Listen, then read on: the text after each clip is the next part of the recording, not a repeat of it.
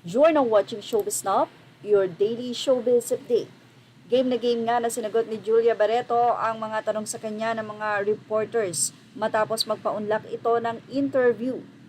Sa nasabing event, hinarap nga ni Julia Barreto ang mga reporters at doon ilan sa tinanong sa kanya ay kamusta na nga ba ang kanyang ina.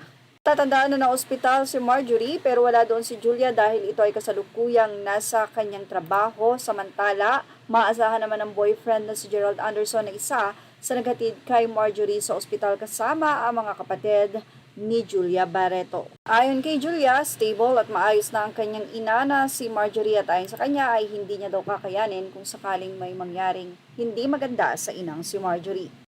Naitanong naman kay Julia Barreto kung totoo ba na secretly engaged na raw ang dalawa. Yan ang sinagot ni Julia Barreto na ayon sa kanya ay walang katotohanan ito at wala naman daw dahilan para ito ay hindi nila i-share sa kanilang mga fans.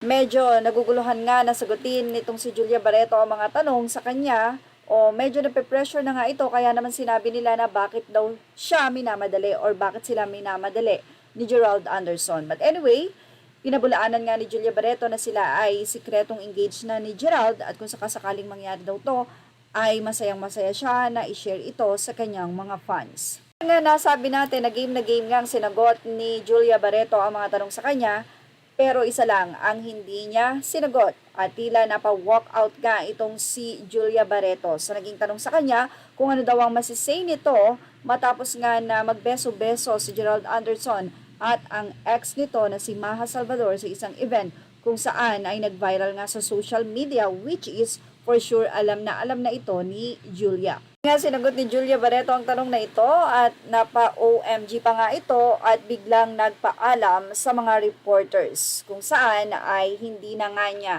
sinagot pa. Napa-walkout nga daw ang nasabing aktres sa nasabing tanong. Kaya naman ang mga netizen ay kanya-kanyang reaksyon mula sa artikulo ng Fashion Police, mga anonymous commentator, narito ang kanilang naging say. Say ng isang netizen, she's always been mature in answering her interviews. Good job. Pretty sure she knows who that reporter is and it's probably the same press people who keep asking stupid question. Say naman ng isa, ganyan naman talaga ugali ng showbiz reporter. Laging tinatanong yung mga ex. Nung nag-asawa nga si Angel, tinanong pa si Luis. Nung engaged si LG, tinanong din si Paolo, etc. Dalawa lang ang pwedeng mangyari. It's either tawanan na lang ng mga artista yan or magkaroon ng total ban sa mga ganyang tanong sa lahat ng reporters. Ang magtanong ng ganyan, blacklisted na sa mga events. Say naman ng ilang netizen, that's why I like how she handled this reporter. Told her it's not the place to ask such questions, tapos leave the interview. That way, walang maisusulat about her and make an issue out of nothing. Say naman ng isa, bakit parang pikon siya? Pwede namang sagutin yung tanong about Gerald and Maha in a positive way.